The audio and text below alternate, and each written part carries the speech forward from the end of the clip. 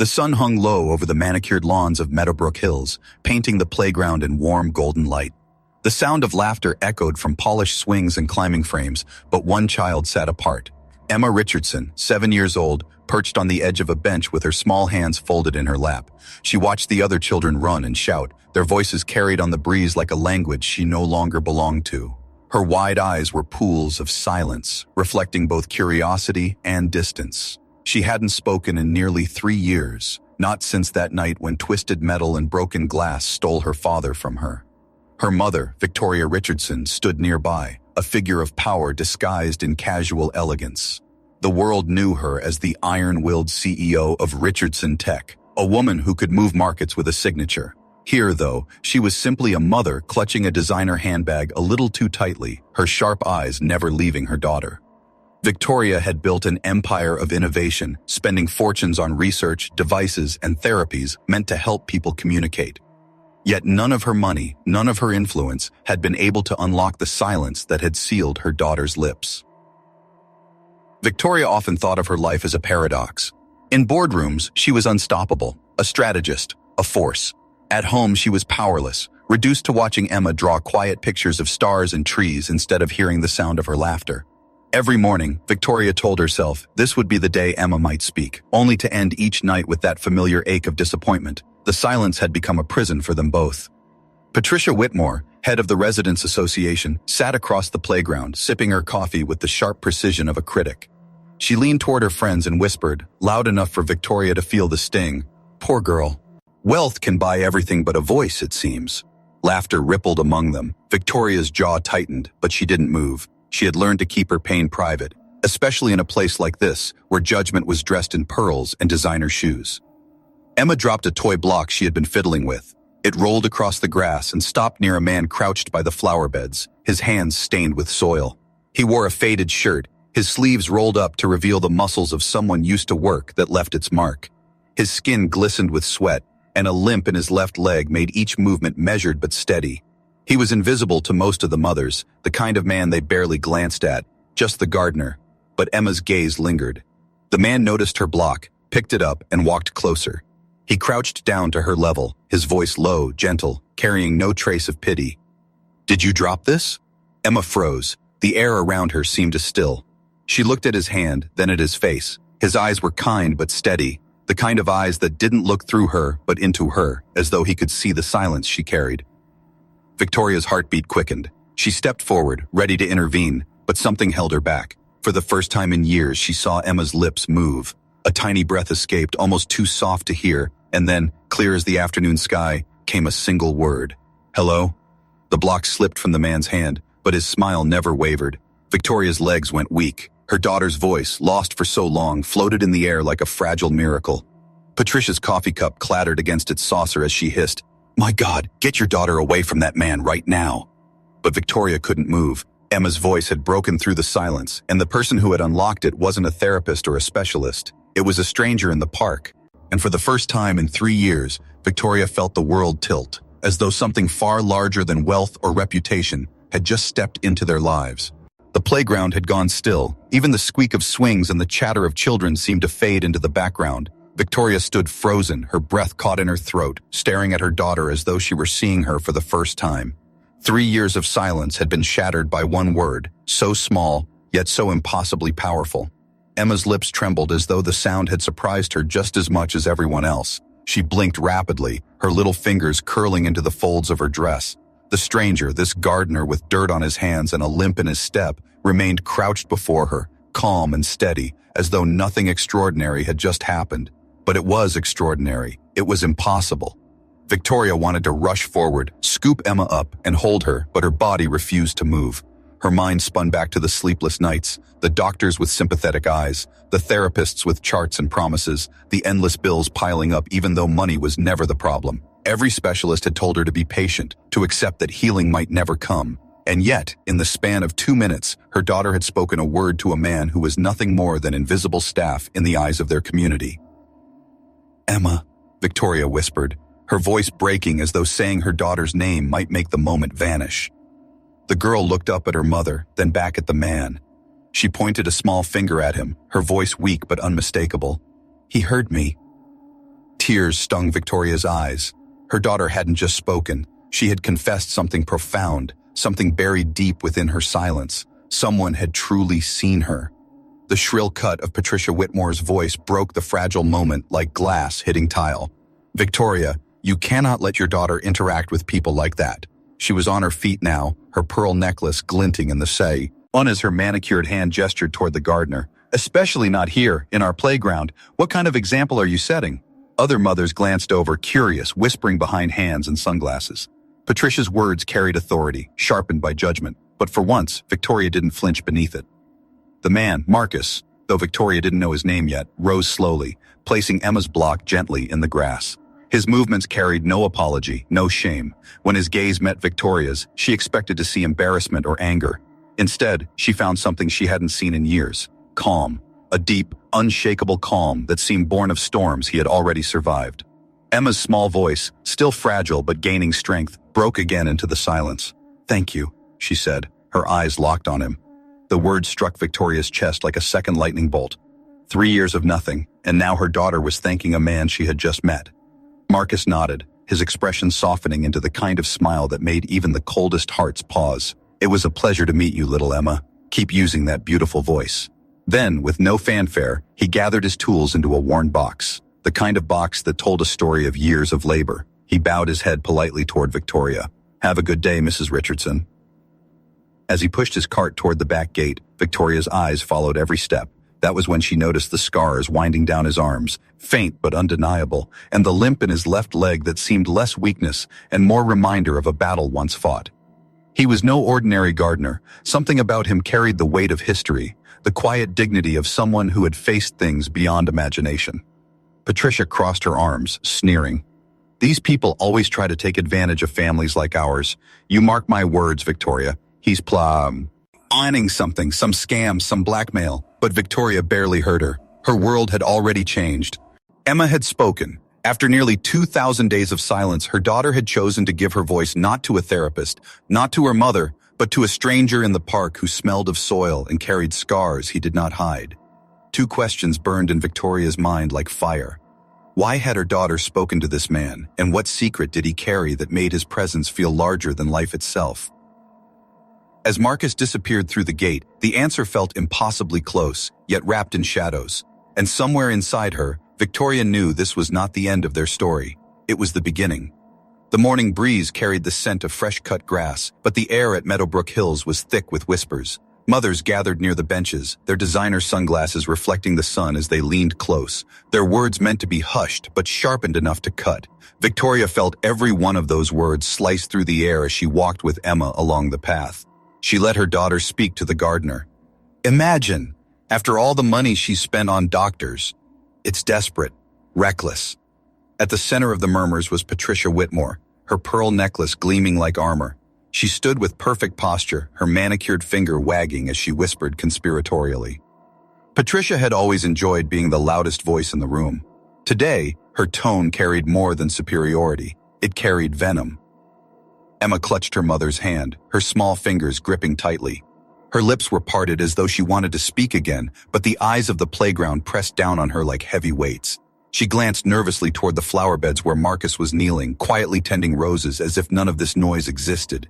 His hands moved with practiced patience, trimming, shaping, planting, his posture calm even as whispers hissed around him. Patricia's shrill voice brought, "Okay, the air. Victoria, this is unacceptable."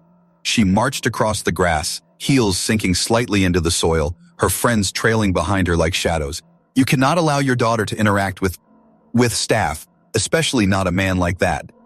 Victoria's chin lifted, her expression unreadable, though inside she felt her pulse quicken. "A man like that?" she repeated softly, the edge of steel glinting beneath her calm. Patricia didn't hesitate. "You know what I mean. We must maintain standards here. He's here to work, not fraternize with residents, least of all children. You have no idea where he's from, what his background is, or what kind of man he truly is." Emma's small voice cut across Patricia's tirade, tremulous but clear. "But he's my friend." The words silenced the air more effectively than any reprimand could. A hush fell over the playground, every mother and child pausing to stare. Victoria's heart leapt, her eyes instantly watering. Another word, Another step out of the cage Emma had been locked in for years. Patricia's face flushed crimson. She bent low, lowering her voice but not her scorn. Friends? Emma, sweet girl, you don't make friends with people like him. Marcus straightened slowly, rising to his full height, his shadow stretching long in the late morning light. His eyes met Patricia's, and for the first time she faltered.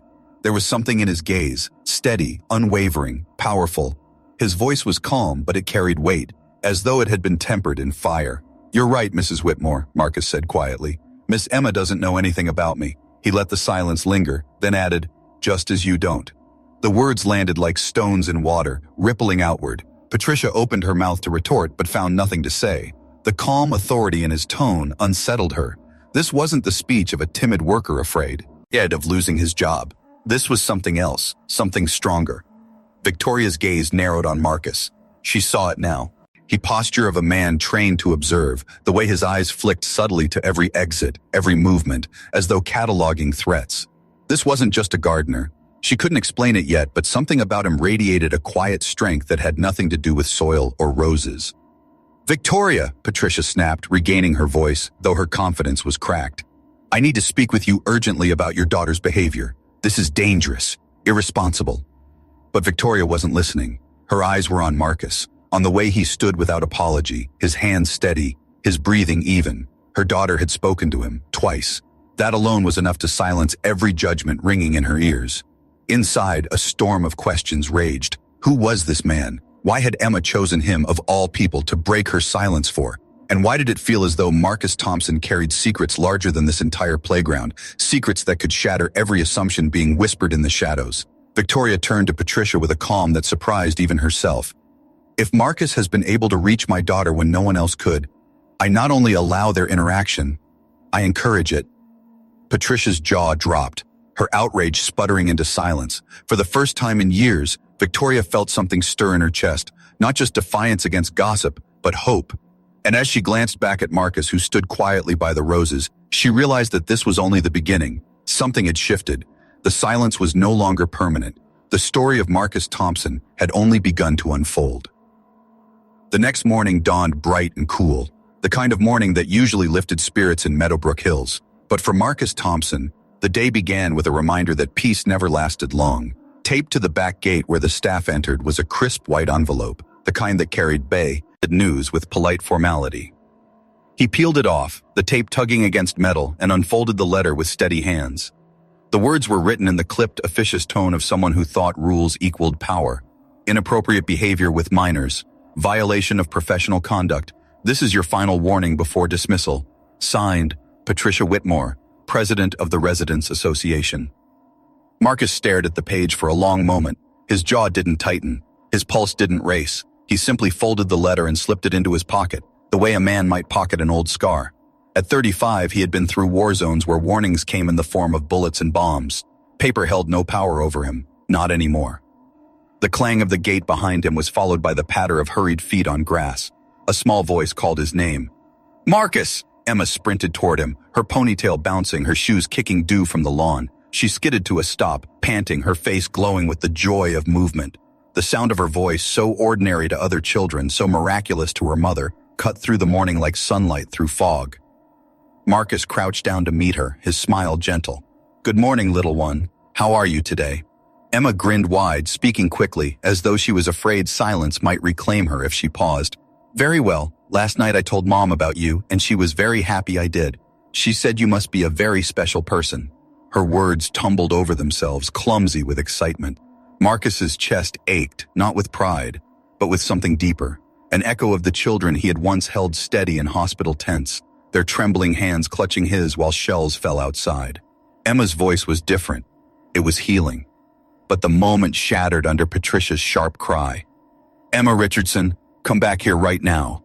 Her heels clicked across the pavement, her expression carved from fury and superiority. Behind her trailed two other mothers, their faces set in the smug anticipation of confrontation. Patricia pointed a trembling finger at Marcus. This is unacceptable. You are deliberately disobeying the rules of this community by interacting with residents. And you, young lady, she snapped at Emma, are being extremely rude by ignoring direct instructions. Emma's small hand found Marcus's, her grip surprisingly strong. She looked up at Patricia with innocent defiance. "But he's my friend." The words hit Patricia like a slap. Her face flushed crimson, her lips tightening into a thin line. "Friends?" she spat. "What nonsense. You have no idea where this man came from, what kind of life he's had, what kind of person he really is." Marcus rose slowly, towering over Patricia, yet never raising his voice. Emma's hand remained in his, tiny fingers curled around his scarred knuckles. His calmness was unnerving, his presence quietly commanding. "You're right, Mrs. Whitmore," he said evenly. "Miss Emma doesn't know anything about me." His eyes locked on hers, steady as stone. "Just as you don't." For a brief second, Patricia faltered. There was something in his tone, not threat, not apology, but authority. It unsettled her, clashing with the image of a lowly gardener she had painted in her mind. Victoria arrived then, her heels crunching against the path. She had rushed after Emma, her face drawn with tension. She took in the scene, her daughter clutching Marcus's hand, Patricia fuming, the eyes of the community gathering like vultures. "Victoria," Patricia hissed, seizing her opportunity. "This man is overstepping. He is confusing your daughter, taking liberties, ignoring the rules we all agreed upon. You must put a stop to this immediately." But Victoria's eyes were on Marcus, on the way he held Emma's hand without possessiveness, just steadiness. On the way he stood straight, his shoulders squared, his gaze unwavering even under a storm of judgment. Something about him reminded her of leaders she had met in boardrooms, not in words, but in presence. Emma tugged her mother's sleeve and spoke in a rush, desperate to be heard. "Mommy, look, he taught me that when you run in the garden you have to step on the soft grass, not the hard grass, because the hard grass hurts." Victoria's throat tightened. Another sentence, another piece of her daughter's voice reclaimed. Patricia sputtered, but her voice faltered when she saw Victoria's expression harden. The CEO who built an empire was no longer a grieving mother cornered by whispers. She was a woman watching a miracle unfold. And in that moment, Victoria made her choice. If Marcus Thompson could awaken her daughter's voice, she would not only allow it, she would defend it. What Patricia didn't know was that by pushing harder, she was pulling open the first door into Marcus's hidden past, the part of him that wasn't Gardner, wasn't victim, but something far greater than anyone in Meadowbrook Hills had ever imagined. Victoria had never been a woman to waste time on hesitation. In her world, every decision mattered. Every word, every gesture, every silence. And yet, as she watched Marcus Thompson push his cart of tools across the garden that afternoon, she found herself hesitating in a way she hadn't in years. The image of Emma speaking, clear, certain, and alive, still rang in her ears. 3 years of silence broken by one man, a gardener, a stranger.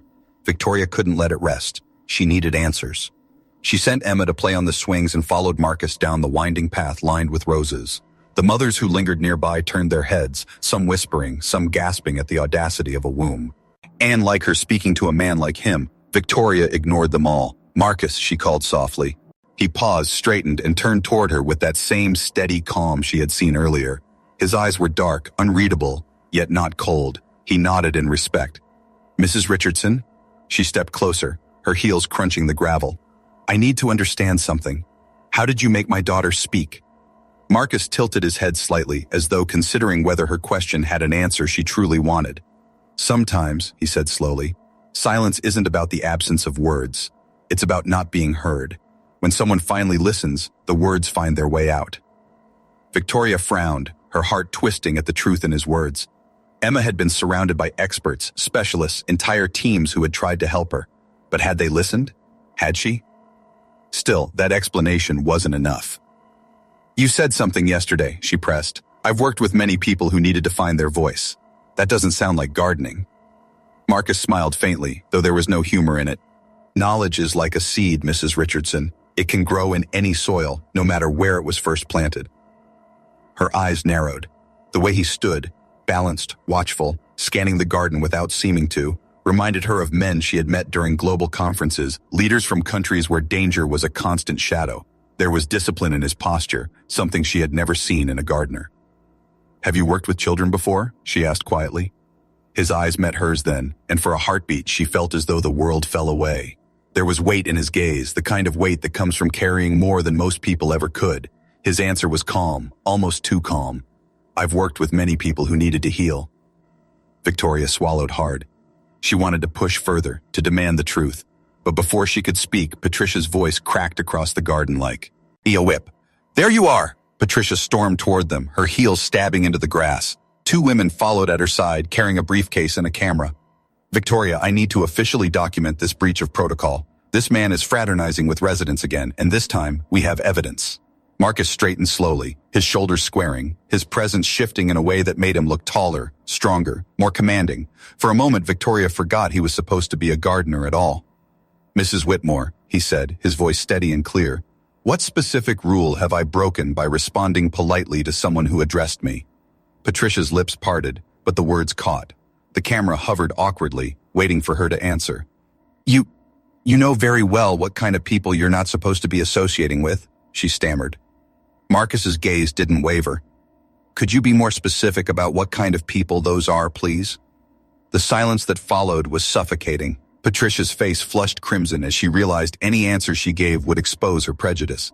She turned sharply, muttering something about filing a report, and stalked off, her entourage scrambling after her. Victoria felt her breath catch. In 2 questions, Marcus had done what entire boardrooms of men had failed to do. He had left Patricia Whitmore speechless. And in that moment, Victoria knew with certainty Marcus Thompson was not who he appeared to be. He was playing a different game altogether, one she had only just begun to glimpse. Emma's laughter rang across the lawn as she swung higher, free and unafraid. Victoria's heart tightened. Her daughter was finding her voice, and it was because of him.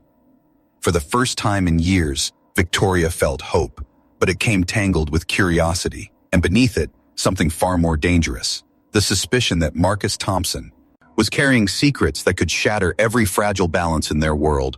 Patricia Whitmore's living room gleamed like a showroom, every surface polished to perfection, every vase and painting positioned with military precision. It wasn't just a home, it was a throne room where she ruled over the women of Meadowbrook Hills. That morning, 6 of them sat in a semicircle on velvet chairs, porcelain cups of steaming tea balanced delicately in their hands. Yet beneath the scent of lavender and lemon polish, there was tension, thick and bitter. Patricia cleared her throat, relishing the way every eye turned to her. She thrived on control, and today she was ready to reassert it. "Ladies," she began, her tone solemn, "we have a problem in this community. A disruptive element has found his way into our lives, and if we don't act quickly, everything we've worked so hard to preserve will unravel." Margaret Thornton, wife of the mayor, leaned forward. Her diamond earrings caught the morning light as she frowned. "You're speaking of the gardener, aren't you?" Patricia's lips curled. "Marcus Thompson, he's dangerous." A murmur rippled through the group. Dangerous was a word with weight. It suggested more than inconvenience. It suggested threat. Catherine Blackwell, heir to an oil fortune, set down her teacup with a sharp click. "He doesn't look dangerous to me. He looks ordinary." But then again, her voice lowered with a sneer, "People like him always know how to hide their true intentions." Patricia nodded, seizing the moment. "Exactly. Victoria Richardson, blinded by her own grief, has allowed this man to get close to her daughter, and now she's defending him. You all saw it. She openly encouraged their interaction. It's reckless." Margaret shook her head disapprovingly. "The way he looks at people, I don't trust it. There's something unnatural about how calm he is, almost calculating." "He's already manipulating the child," Catherine added. "Mars. Key my words, he's identified Victoria as a target because of Emma's condition. Vulnerable families are easy prey for men like him." Patricia picked up a notepad, her pen poised like a weapon. "Which is why we need to document everything, every word, every step out of the staff areas, every interaction with children. If necessary, I'll hire a private investigator to dig up his past." The women exchanged looks, their polished facades hiding unease. But none of them challenged Patricia. She had always been the loudest, the most decisive, and in a world where appearances meant survival, most preferred to nod along rather than risk standing out. "Patricia," Margaret said softly, "do you think Victoria will listen to reason?" Patricia's laugh was sharp, bitter. "Victoria is desperate. That girl hasn't spoken in 3 years. Of course she clings to the illusion that some stranger can do what $500,000 in therapy couldn't. But we know better. We protect this community. We protect each other." She sipped her tea with satisfaction, her eyes glinting with something colder than confidence. "And if Marcus Thompson thinks he can outsmart us, he's in for a surprise."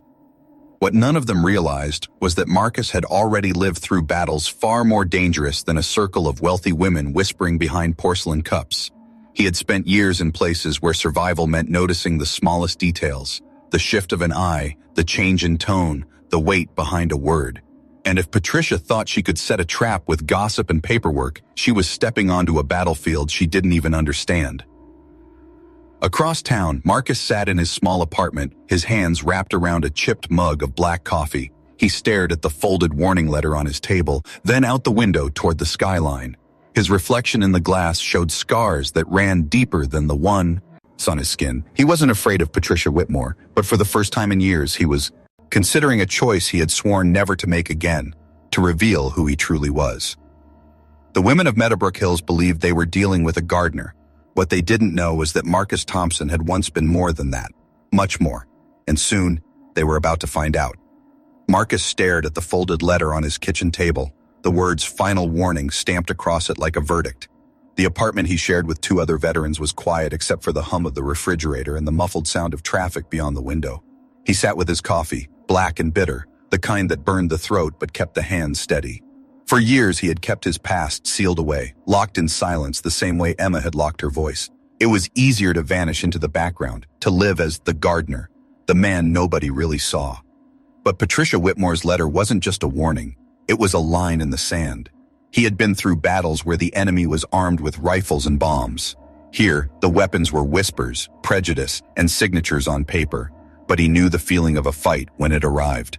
He reached for his phone. His thumb hovered over the keypad for a long moment before he finally dialed a number he hadn't called in years. The line clicked, then rang. Colonel Davidson speaking. The sound of that voice hit Marcus like a punch to the chest. He swallowed, forcing his voice steady. This is Dr. Marcus Thompson. I need my complete military records. There was silence on the other end, a long, stunned silence. Then the colonel's voice, heavy with disbelief. Marcus. My God, son. Where have you been? We thought you were gone. We've been trying to reach you since you left the hospital. You just disappeared. Marcus leaned back in his chair, staring at the ceiling. His hands trembled slightly, the calluses catching against the phone. I've been finding myself, he said quietly. But now I need to prove who I really am. Job problems, discrimination, something like that. He exhaled slowly. I need all my medical certificates, my commendations, and the report from Kandahar. You remember that mission? The colonel's voice grew softer, reverent even. Marcus, you saved 17 Afghan children from that bombed hospital. You performed emergency surgeries for 14 hours straight without anesthesia while the building was under fire. You're a decorated war hero, one of the best surgeons this nation has ever had. The words hung heavy in the air, reminders of a past Marcus carried like a second skin. His jaw tightened. That's not what people see when they look at me now. All they see is a black man pushing a cart of tools, a gardener, trouble. There was a pause. Then the colonel's voice dropped low, filled with a kind of fatherly weight. Son, you need to remember who you are. I'll send everything today, but Marcus, it's time. You can't keep hiding. Marcus ended the call and set the phone down, his reflection staring back at him in the dark screen. His heart beat heavy in his chest. He hadn't wanted this. He hadn't wanted to bring his past into this quiet life. But Patricia had forced his hand. If she wanted a fight, he would bring the truth. Across town, in Patricia's pristine living room, the women of Meadowbrook Hills were still murmuring plans over porcelain cups, believing they were tightening their noose around a gardener. They didn't know that the man they conspired against was no ordinary laborer. He was a surgeon, a soldier, a survivor, a man forged in fire who had already beaten odds they couldn't imagine. And if they thought they could destroy him with gossip, they were about to discover what real strength looked like. The air in the garden felt charged that morning, like the quiet before a storm. Marcus knelt among the flower beds, trimming roses with the precision of a man who found peace in small details. The soil beneath his hands was cool, grounding him in a way nothing else could. But even as he worked, his senses remained alert, ears tuned to footsteps, eyes scanning subtle movements around him. Old habits never died, especially not for someone who had lived in places where the smallest sound could mean life or death. He felt it before he saw it. The sharp rhythm of heels striking stone, the hurried whisper of voices meant to be heard. He straightened slowly, wiping the dirt from his palms, just as Patricia Whitmore marched into the garden like a general entering enemy territory. Two women trailed behind her, one carrying a sleek black briefcase, the other a camera already in hand. "Victoria!" Patricia's voice was loud enough to carry across the playground, drawing attention from the other residents who paused mid-conversation. We need to address this immediately. This breach of conduct can no longer be ignored. Victoria, who had been watching Emma chase butterflies across the lawn, turned with calm eyes. Her daughter's laughter was still ringing in her ears, but Patricia's tone carried the kind of venom that threatened to steal even that joy. Patricia gestured sharply toward Marcus. Employees are not to fraternize with residents, and yet here he is, again, lingering, conversing, stepping well beyond the boundaries of his role. This is highly inappropriate, and now we have documentation. She motioned to the woman with the camera, who raised it like a weapon. For a moment, the entire garden seemed to hold its breath. Marcus rose to his full height. The limp that usually softened his stride seemed to vanish as his shoulders squared and his presence filled the space. The CEO. Mara's lens trembled slightly as the woman behind it realized she wasn't filming a timid worker, but a man who radiated an authority she couldn't explain. Marcus's voice was calm, almost gentle, but it carried through the air with unshakable weight. Mrs. Whitmore, may I ask which rule specifically I am violating? Patricia blinked, thrown off balance by his articulate tone. You know very well what rule. Employees are not to associate with residents beyond their duties. He tilted his head slightly, his gaze steady. I was addressed by Mrs. Richardson. I responded politely. Is there a rule against answering when spoken to? Patricia's cheeks flushed crimson. You are twisting words. This is about boundaries. People like you. She caught herself. Too late. Marcus's eyes sharpened, though his tone remained calm. People like me? The silence that followed was suffocating. Mothers watching from the benches exchanged nervous glances. Everyone knew exactly what Patricia meant, but none dared to say it aloud. Victoria stepped forward then, her voice cool but edged with steel. Emma hasn't spoken in 3 years, not one word. Marcus spoke to her for 2 minutes and she said hello. She's been speaking ever since. If that is what you call inappropriate, then I welcome more of it. Gasps rippled through the gathering crowd. The camera lowered, the woman behind it uncertain. Patricia's lips thinned into a hard line, but her eyes flickered with panic. For the first time, she wasn't in control. Marcus didn't smile, though there was a quiet confidence in the way he stood. He had been on battlefields where the enemy outnumbered him 10-1. This was no different. The weapons had changed, but the strategy was the same. Stay calm, stay steady, and let the opposition expose themselves. Patricia hissed under her breath, leaning close enough that only Marcus and Victoria could hear. You may fool some of them, but I know exactly what you are, and I will see you gone from here. What she didn't realize was that every poisonous word had been captured, clear and sharp, by the phone Victoria had accidentally left recording on the garden wall. Marcus didn't flinch. Instead, he offered Patricia a small, enigmatic smile, the kind of smile that wasn't triumph, but warning. It was the expression of a man who had just been handed the very weapon he needed. As Patricia stalked off, dragging her entourage behind her, Victoria turned to Marcus. You knew she'd walk into that trap, didn't you? Marcus's eyes flicked briefly to Emma, who was now running in circles, giggling freely. Some traps, he said quietly, set themselves. What Patricia and her circle didn't yet understand was that they had just written the first lines of their own undoing. And Marcus, who had spent years trying to live quietly in the shadows, was preparing to step back into the light, not for himself, but for the little girl who had finally found her voice. The meeting was called for 7 o'clock sharp, and by 6:30, the event hall of Meadowbrook Hills was already buzzing. Rows of chairs had been set up beneath the glittering chandeliers, every seat filled with polished residents who smelled of expensive cologne and control. The air was thick with expectation, the kind of restless anticipation that always came before a verdict. Patricia Whitmore stood at the front like a judge in her courtroom, her pearl necklace gleaming, her manicured hands resting on a leather folder. Behind her, 2 of her allies, Margaret Thornton, the mayor's wife, and Catherine Blackwell, heir to the oil fortune, sat like lieutenants ready to strike. Their faces carried smug certainty, the kind that comes when victory feels inevitable. Victoria entered quietly, Emma holding her hand, Marcus walking a few steps behind them in his gardener's uniform. Heads turned immediately, whispers racing like wildfire. The sight of the little girl speaking animatedly to her mother sent a ripple of shock through the crowd. For many, this was the first time they'd ever heard Emma's voice.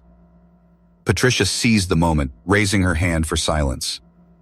Ladies and gentlemen, she began, her voice loud and clear, we are gathered tonight to address an extremely serious security issue within our community. We have, among us, an individual whose presence poses a potential threat to our families. All eyes drifted to Marcus. He sat quietly in the back row, his shoulders straight, his eyes scanning the room with the precision of a soldier assessing a battlefield. There was no anger in his face, no shame, only patience. Patricia pressed on, her tone dripping with false concern. Over the past week, I have documented multiple violations of conduct, inappropriate interactions with minors, disregard for staff-resident boundaries, and behavior that raises suspicion. Margaret stood dramatically, waving a folder. We went further, Mrs. Whitmore. We hired a private investigator to review this man's background, and what we found is disturbing. She flipped the folder open, reading with relish. Clean criminal record, yes, but a history of psychological problems related to military service, PTSD, permanent injuries, multiple psychiatric treatments, clearly unstable. The words hit the room like a gavel. Murmurs swelled, neighbors exchanging nervous glances. Catherine leaned in, her voice cutting like glass. This is not the kind of man who should be anywhere near our children. Patricia spread her hands in mock sorrow.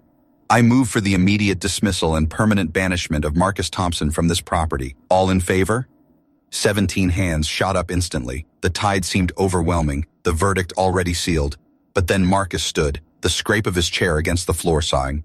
Length the hall. He walked forward, each step measured, controlled, almost regal. The limp in his leg was barely visible now. His posture tall, his presence filling the room with quiet authority. He reached the front, turning to face the sea of polished faces. May I ask a question before the final vote? His voice carried, deep and commanding, with none of the careful deference of a gardener. It was the voice of a man accustomed to speaking in life-or-death situations. Patricia's jaw tightened. You have no right to speak here. You are an employee, nothing more. Marcus inclined his head respectfully. I understand, but as this discussion concerns me, I believe it would be fair to allow me to clarify a few inaccuracies. He pulled an envelope from his pocket and placed it gently on the table. His gaze swept the room, meeting eyes that quickly flicked away under the weight of his calm intensity. First, he said, about my so-called instability. He opened the envelope and spread out several documents, the seals and signatures unmistakable. Dr. Marcus Thompson, combat surgeon, United States Army, 2 Bronze Stars for valor in combat, Military Medical Medal of Honor, and, he lifted a parchment with deliberate care, a presidential citation for exceptional service to this nation. Gasps rippled through the hall. The silence that followed was suffocating. Marcus continued, his voice steady, precise. During my last tour in Afghanistan, I performed 17 emergency surgeries on children wounded in a bombing raid, 14 hours straight under enemy fire. Every child survived. That is the record your investigator overlooked. Margaret's face drained of color. Catherine's smugness vanished. Patricia's lips trembled, but she pressed forward. That doesn't change the fact that you... Marcus lifted a small digital recorder from his pocket and pressed play. The room filled with Patricia's voice. People like him always try to take advantage of families like ours. I bet he's all read in. I'm planning some kind of scam or blackmail. Shifting in chairs, nervous coughs. Another click, Margaret's voice spilled out. Patricia, have you seen the way he looks at women? There's something definitely suspicious about his behavior with the children. Margaret sank in her seat, her face burning. A third recording. Catherine's voice cold and cutting. People like him always know how to manipulate vulnerable situations. I bet he's already identified Victoria as a target because of her daughter's condition. The hall was silent, but for the damning playback. Catherine buried her face in her hands. Marcus clicked the recorder off. His eyes swept the room. These are not my words. These are yours. Every attempt to paint me as a threat was built not on fact, but on prejudice, on assumption, on fear. Victoria rose then, her daughter's hand in hers, her voice ringing with authority. My daughter hadn't spoken in 3 years. I spent $500,000 on treatments, therapies, specialists. None of them helped. Marcus Thompson spoke to her for 2 minutes, and she said her first word. Since then, she has not stopped talking, laughing, and playing. He gave me my daughter back. She opened her briefcase and placed another stack of documents on the table. Dr. Marcus Thompson isn't just a war hero. He is a specialist in child trauma therapy. Graduated from Johns Hopkins, worked for 5 years in pediatrics before enlisting. His only so-called instability was 3 months of voluntary therapy after losing his best friend in combat. He has never been hospitalized, not once. The room erupted in whispers. Patricia's face twisted in fury, but her voice faltered. For the first time, she realized she was losing control. And Marcus, standing tall with Emma smiling up at him, looked every bit the man who had turned a battlefield into a place of healing. This was no partner. This was a revelation. The event hall had never been so silent. Not during budget disputes, not during gala planning, not even during the mayor's visits. Now, every polished shoe, every diamond necklace, every breath seemed to hang suspended in the heavy air. All eyes were on Marcus Thompson as he stood at the front of the room, not as a gardener accused, but as a man transformed. Patricia's lips trembled as she tried to regain the room. That doesn't matter, she stammered. So what if he has medals and degrees? He's unstable. He doesn't belong here. He's dangerous. Marcus's eyes didn't leave hers, calm, steady, unwavering. Dangerous? His voice was low, yet it carried through every corner of the hall. The only danger I see is what happens when prejudice is dressed up as concern, when fear is disguised as order. He reached into his pocket again, pulling out a final sheet of paper. You speak of instability. Let's speak of truth instead. He held it high, the seal of authenticity clear. These are my medical certificates. I carry injuries, yes. I walk with a limp that will never fully heal. But instability? No. I voluntarily attended therapy to face the grief of losing a friend in combat. That does not make me weak. That makes me human. A hush swept over the crowd, broken only by the faint, timid clap of a small pair of hands. Emma. She stood on tiptoe beside her mother, clapping with all the earnestness of a child who knew no politics, no prejudice, only gratitude. Don't hurt my friend, she cried suddenly, her voice ringing through the hall. He makes me better. He makes me talk. The weight of her words was a hammer strike. People shifted uncomfortably in their seats. The little girl who had been silent for 3 years was speaking, pleading, because of Marcus. Victoria's eyes burned with tears, but her voice was steady as she stood beside him. Marcus gave me back my dote. Victor, and Patricia, you tried to take him away. That is what's dangerous. Patricia's face twisted, desperation clawing at her composure. This is absurd. He's manipulating you all. This is some grand scheme. Marcus's calm smile returned, but this time it wasn't kind. It was sharp, like the edge of a blade finely drawn. The only scheme here, he said, is the one you and your friends wove behind closed doors. And unfortunately for you, every word was recorded. He tapped the small recorder again. Not by accident, not by mistake, by design, because I have lived long enough to know that truth always needs witnesses. Gasps, murmurs. Several residents glanced at Patricia with open disgust now, their loyalty cracking under the weight of undeniable evidence. Marcus straightened his shoulders, the limp in his step vanishing beneath his deliberate poise. He no longer looked like a man defending himself. He looked like a man taking command. For months, for years even, I chose to be invisible, to push carts, to trim roses, to be the man you overlooked. I thought that was easier, safer. But when Emma found her voice, I realized I could no longer remain silent, and neither should any of you. Victoria opened her briefcase, sliding a crisp contract across the table. As of yesterday, Marcus Thompson has accepted the position of Director of Human Development at Richardson Tech. His salary will be $250,000 a year. He will design and lead programs to help children find their voices, programs already expanding beyond this community. A wave of murmurs surged again, louder this time, a mixture of shock and awe. Patricia's face drained of color, her fury collapsing into disbelief. Marcus turned to the crowd one last time, his voice clear, final. You judged me by scars you didn't understand, by skin you thought defined me, by a job you assumed diminished me. You underestimate me. That was your mistake. But I do not stand here for revenge. I stand here to remind you of a truth. Strength isn't about titles, or money, or who sits at the head of a committee. Strength is choosing kindness in the face of cruelty, dignity in the face of insult, and patience in the face of prejudice. The silence that followed was heavy, but this time it wasn't against him. It was against Patricia, whose power had been shattered not by anger, but by truth. Emma tugged at his sleeve, her little voice carrying in the quiet. Uncle Marcus, can we go home now? He bent down, smiling softly at her, his eyes misting just enough to betray the emotion beneath his composure. Yes, little one, we can go home. And in that moment, every person in the room understood. This was no gardener. This was a man who had carried war in his bones, healing in his hands, and truth in his heart.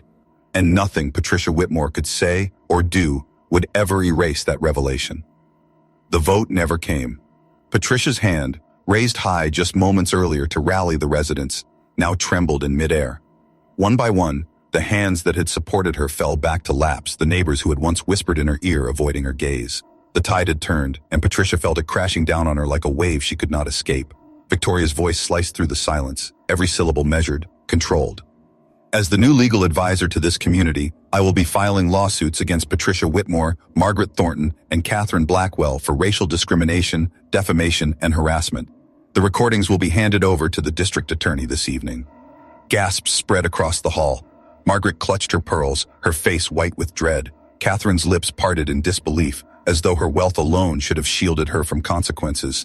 But Patricia's mask shattered completely. "You can't do that," she shrieked, her voice cracking. "We are respected members of this community. Our husband, our families, our names." Marcus stepped forward, his presence towering, though his voice remained calm. "You were," he said softly. "You were respected, until you revealed exactly who you are. Respect is not a title you inherit, Mrs. Whitmore. It is something you earn, and today you lost it." The words landed like stones. Patricia swayed slightly as though the floor beneath her had shifted. She searched the room for an ally, for even one nod of agreement, but found only cold stares and murmurs of disapproval. The people who had once followed her now turned away, unwilling to be seen on her side. Emma tugged on Marcus's sleeve, her small voice cutting through the tension. "You're not leaving, right? You'll still be here?" Marcus crouched down, his scarred hands gently holding hers. "I'm not going anywhere, little one. In fact," he rose again, his eyes sweeping the room. "I just bought the penthouse in Building 5. Looks like we'll be neighbors." The declaration sent another wave of shock through the hall. Patricia's knees nearly buckled. The man she had tried to push out was not just staying, he was moving to the top. Victoria couldn't help but smile, her heart swelling with pride and relief. For the first time in years, she felt she wasn't carrying the weight of her daughter's silence alone. Someone else had stepped into their world, not by force, but by presence, and changed everything. Patricia's voice rose again, shrill and desperate. "This is revenge. That's what this is. You've been planning this from the start." Marcus shook his head, his expression steady, almost sorrowful. "No, Patricia, the only thing I planned was to be kind to a little girl who needed a friend. Everything else? That was the consequence of your choices." Her lips moved, but no sound came. The queen of Meadowbrook Hills, who had ruled her circle with whispers and threats, stood still, and before the very man she had tried to erase. And in that silence, the truth settled like final judgment. She had destroyed herself. Margaret rose quickly, muttering excuses about needing to leave. Catherine followed, avoiding every eye. Residents gathered their things, whispering, some shaking their heads in shame. Within minutes, the once proud meeting had dissolved into a spectacle Patricia couldn't control. She remained standing at the front, alone, her hands gripping the folder like it could still anchor her. But power had slipped through her fingers, and no polished facade could bring it back. Marcus turned to the room one final time. "Let this be a reminder," he said quietly. "When you judge someone by their appearance, you don't define them. You define yourself." Then he walked toward the exit, Emma skipping beside him, Victoria following close behind. Patricia's voice didn't rise again. She could only watch as the man she tried to bury walked out taller than she had ever stood. The fall of Patricia Whitmore had begun, not with gossip, but with truth. And once truth had spoken, there was no silencing it. 6 months later, the Meadowbrook Hills event hall looked very different. The chandeliers still glittered, the marble floors still shone, but the weight in the air had shifted. The whispers of superiority that once filled these walls had been replaced by something humbler, quieter, respect.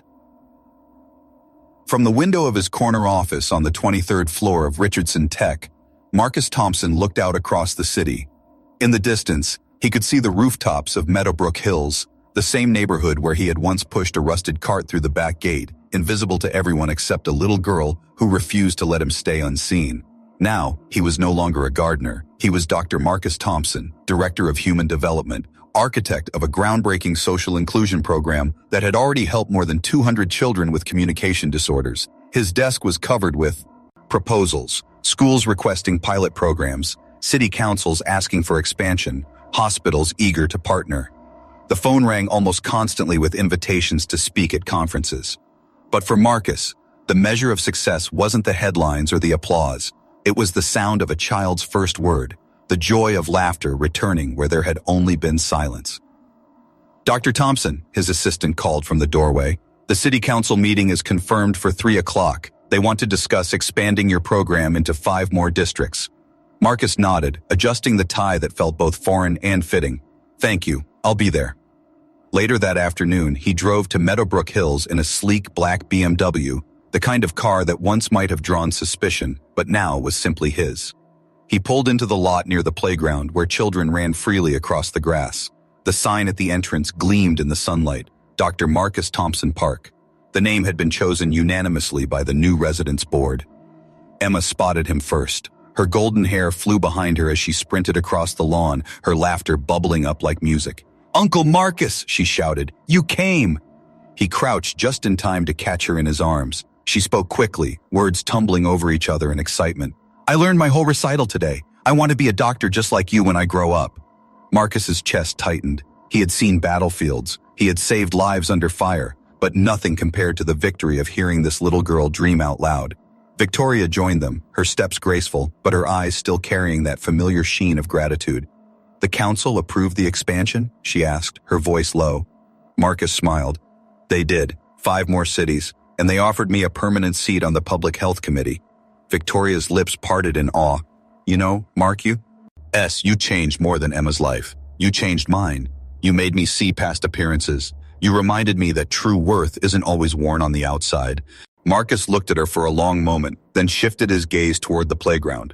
A new family had arrived, a black father holding the hand of his small son, their clothes modest, their eyes uncertain as they stepped onto the pristine lawn. The father glanced around nervously as though bracing for judgment. Marcus rose and walked straight toward him. "First time here?" he asked kindly. The man hesitated, then nodded. "Yes, sir. My wife just got a job at Richardson Tech. We moved into the apartment near the East Gate." Marcus extended his hand, his voice warm. "Welcome to the neighborhood. I'm Marcus Thompson. I live in the penthouse of Building 5. If you ever need anything, you can count on me." The man's relief was instant, his son's smile brightening as the tension melted away. Watching them, Victoria felt tears prick her eyes. As the sun dipped low, painting the park in shades of amber, Emma ran back to Marcus, her face glowing. "You'll come to my recital, right?" she asked, almost breathless. Marcus bent down, brushing a stray strand of hair from her face. "I wouldn't miss it for the world." Behind them, Patricia Whitmore walked alone across a cracked sidewalk miles away, clutching the strap of a worn handbag. Her pearls were gone, her title dissolved, her reputation shattered by her own words. Margaret and Catherine had suffered their own humiliations: divorce, financial loss, public disgrace. They had once wielded whispers like weapons, but in the end, those whispers had only destroyed themselves. Marcus, on the other hand, had risen higher than any of them could have imagined, not by crushing them, but by building something greater, something lasting. As evening settled, Marcus stood at the edge of the playground, watching Emma laugh with her new friends. His scars still marked his skin, his limp still slowed his step, but he no longer carried them as burdens. They were reminders, proof that pain could be turned into purpose, that silence could give birth to a voice, that judgment could be transformed into justice. The greatest revenge, he had learned, wasn't destruction, it was creation. It was building a life so extraordinary that the smallness of others became irrelevant. And as Emma called out to him again, her voice strong and free, Marcus knew this truth. Sometimes, the most powerful miracles begin not in hospitals or boardrooms, but in the simple act of kneeling beside a child in the park and listening when no one else will.